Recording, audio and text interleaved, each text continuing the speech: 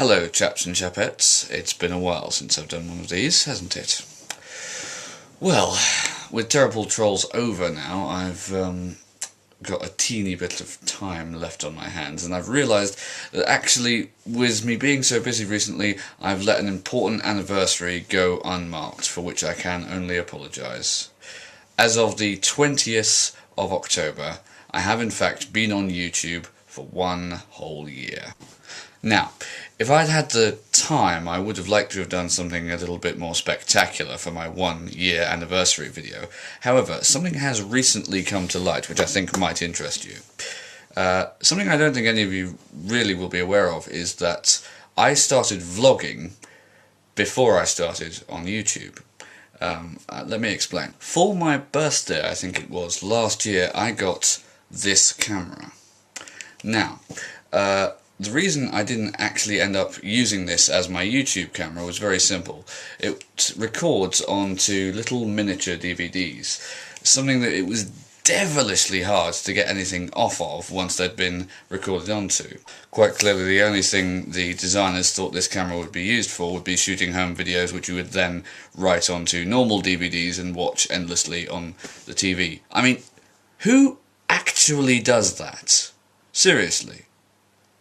Anyway, I recorded several things on here which I've never really been able to do anything with, until now. My dad, being the technical whiz that he is, did manage to get the 4 things that I shot on here off of it. Now, I am going to show them to you, however, something to bear in mind. This was the very first stuff I ever shot, ever. It was, pretty ropey, unedited. I'm going to see what I can do with it, as far as I can. And also it's become apparent watching it back, I have lost quite a bit of weight since recording it. There was also one thing I did record on this which you won't be able to see publicly, which is my mock exam for Stage Combat. And I can't upload that because of the wishes of RC Annie in regards to things being uploaded onto YouTube. So yeah, I'll quit waffling and splice in some of the footage I recorded with this. I just feel it's important to look back at this 1 year anniversary and see how far, or not, as the case may be, I've come. So, hope you enjoy it, and I'll see you next time. DFTBA. Yesterday I received my copy of Alex Day's Parrot Stories, so today I thought I'd do a little review of it. Well, I thought originally about going through the whole album track by track, but instead what I'm going to do is I'm trying to give you an overall view of what I think of it. I think it does kind of prove the fact that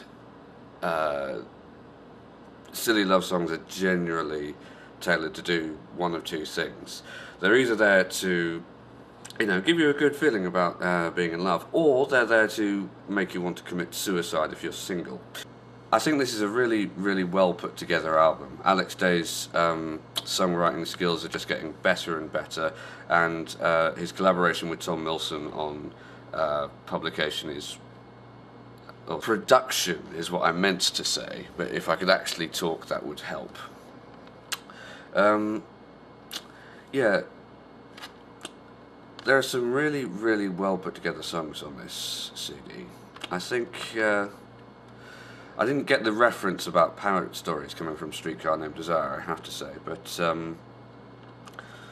no, I think looking down the track list here, that it follows the sort of progression you'd expect from an album. Like, the first track's really hard hitting and attention grabbing, and the second top tracks that, and then the third track they kind of level it out and go on to a bit more of a slow burn.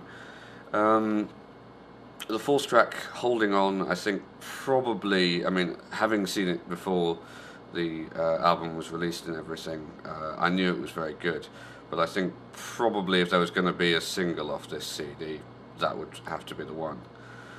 Moving on, another Other tracks that kind of stood out, I thought, were Impossible Dreams.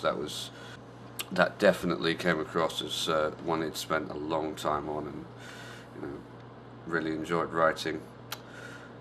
Now, How We Were, I was convinced I'd heard that before on YouTube somewhere, but hearing it here just kind of brought it back. And yeah, like I say, the thing that really does stand out across the whole of this album is the fact that Alex's songwriting skills are just getting better and better and better. And I'm not sure about anyone else, but when I was listening to it, I kept trying to imagine which one of his girlfriends inspired which song. And finally, probably my favorite my favorite track on the album was "Don't Look Back," and it's just really nice to hear that song properly with a full band and full production and everything, because there's a kind of a demo version on the DFTBA compilation album, and I really like that one, but listening to it here, it definitely sounds like it could be part of a film soundtrack. It's just tremendous. So yeah, in summary, if you're in love, you will love this album. If you're not in love, you'll wish you were, but you'll still love this album. And good one, Alex. Good one, everyone who was involved in it, because you're on to a winner. Right, this is how to make one of my favourite drinks, the Jamaican Mule. Okay, first things first, let's get some ice cubes.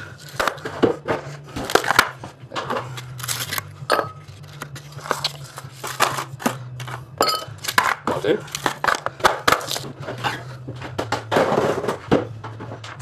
Ginger beer. Lime. And rum. Okay. Good helping of ginger beer there. Nice. Now, a dash of lime. And finally, the rum goes in. Stir well. And enjoy. There we go. Just thought I'd share with you something I received in the post today. As you can see, I'm wearing my DFTBA Records t-shirt here, but inside here is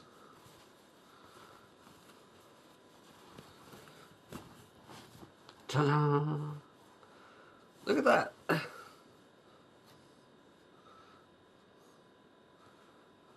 That's so great. I may just wear this to the gathering on the 24th. Yeah. It's a cool t-shirt.